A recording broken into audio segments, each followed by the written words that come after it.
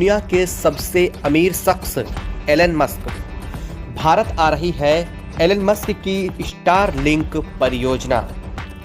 अब स्टारलिंक परियोजना के माध्यम से मिलेंगे बीएसएनएल की सेवाएं।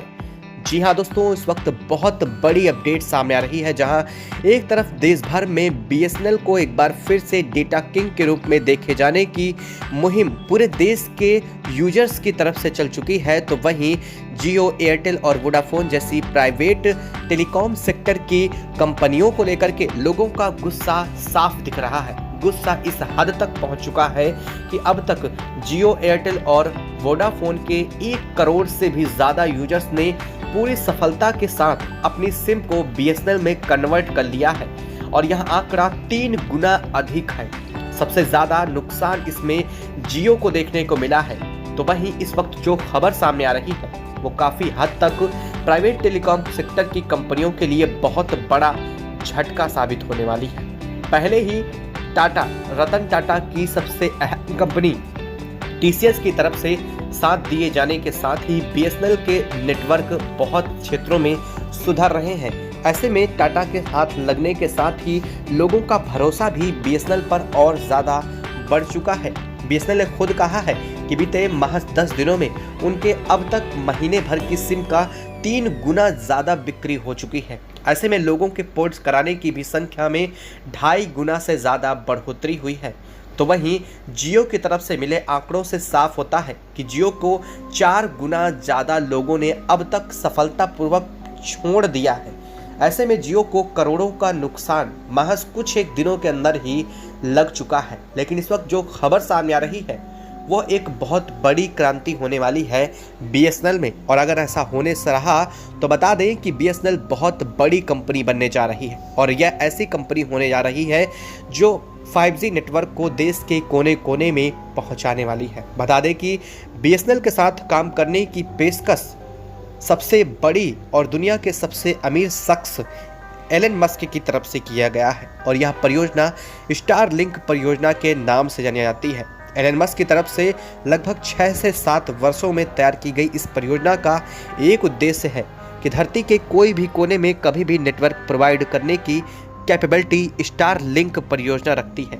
बता दें कि स्टारलिंक परियोजना में कहीं भी टावर लगाने की ज़रूरत नहीं पड़ने वाली है। यह एक सैटेलाइट आधारित परियोजना है। सैटेलाइट का मतलब वही जिससे हमारे कई नेटवर्क ऑपरेटिंग सिस्टम जैसे टीवी के कुछ चैनल चलते हैं।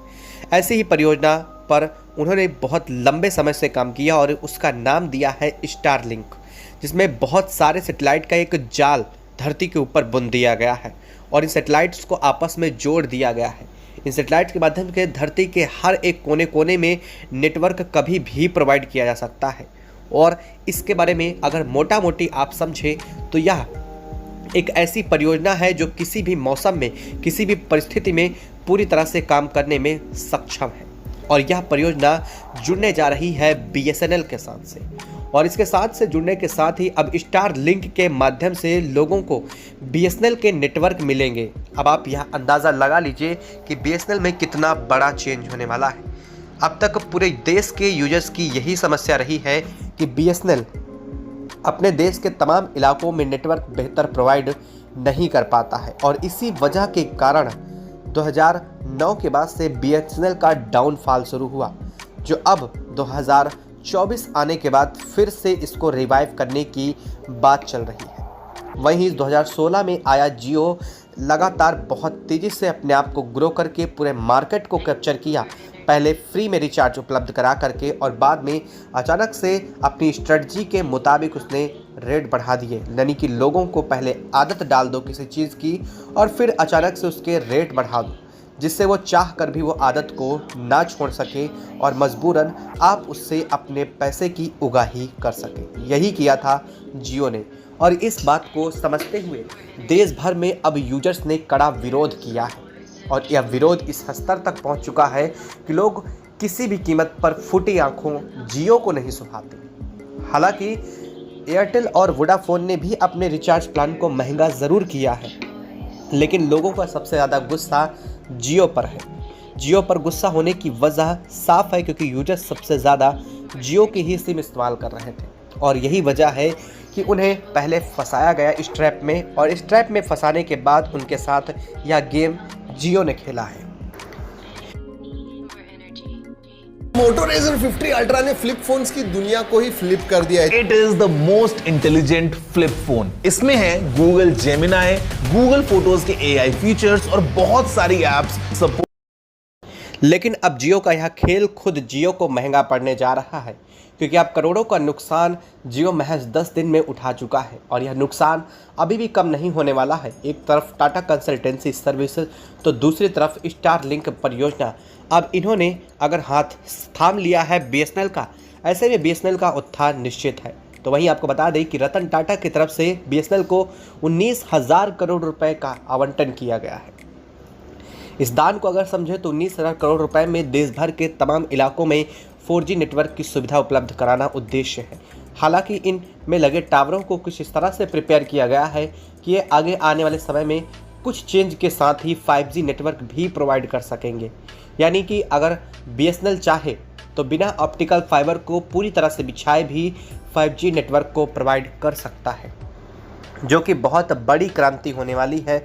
और इसी वजह से देश भर के ज़्यादा से ज़्यादा यूजर्स ने जियो को छोड़ करके अब बीएसएनएल को अपना रुख कर लिया है। लोगों का मानना है कि बीएसएनएल देश की कंपनी है और जो कुछ भी होगा वह देश हित में होगा। हालांकि एक सवाल और आता है कि अगर बीएसएनएल के साथ स्टारलिंक परियोजना जुड़ती है और 5G नेटवर्क पूरे देश में प्रोवाइड किए जाते हैं, तो क्या इन प्राइवेट टेलीकॉम सेक्टर की कंपनियों की तरह ही बीएसएनएल के रिचार्ज प्लान भी महंगे हो जाएंगे?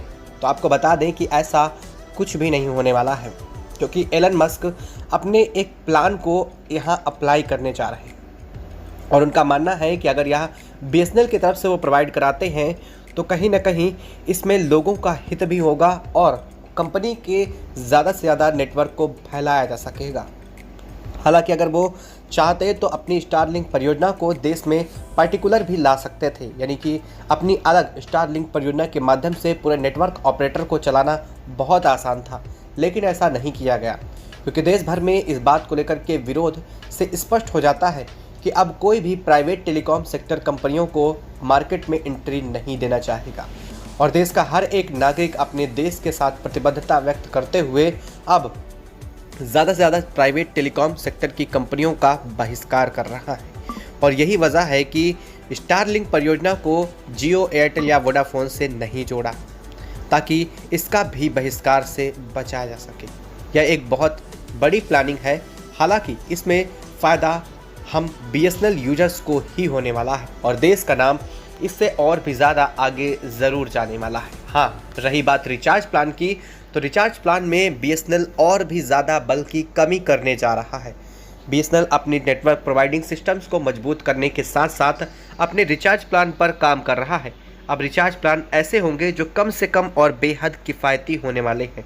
कुछ रिचार्ज प्लान को इस तरह से भी तैयार किया जाता है कि अगर कोई नेटवर्क को नहीं यूज़ करता, यानी कि अगर कोई डाटा को नहीं यूज़ करता है, तो उसे ऐसे भी प्लान मिलेंगे जिसमें उसे डाटा के लिए फ़ीस नहीं देनी होगी, जो कि अभी एयरटेल, जियो और वोडाफोन की तरफ से बिल्कुल भी कभी नहीं किया गया है।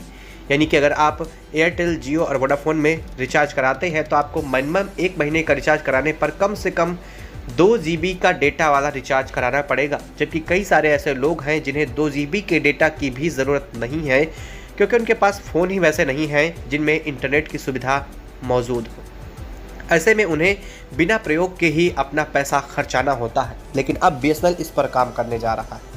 साथ ही साथ बीएसएनएल ने स्पष्ट किया है कि अब सालाना रिचार्ज को वो और भी महंगा करने के बजाय अपने इन सुविधाओं के साथ इन्हें और भी सस्ता उल्टा करने जा रहा है। और अगर बीएसएनएल ऐसा करता है तो एक बार फिर से इन मार्केट से इन कंपनियों के गायब होने की खबर जल्द सुनने को मिलने वाली है। आपको क्या लगता है, क्या बीएसएनएल के साथ सभी को जाना चाहिए? कमेंट बॉक्स में कमेंट करके जरूर बताएं। साथ ही वीडियो को लाइक और चैनल को सब्सक्राइब कर लें और बेल आइकन को भी ज़रूर दबा लीजिएगा, ताकि इस वीडियो अपडेट आप तक सबसे पहले पहुंचते रहे। जय हिंद दोस्तों।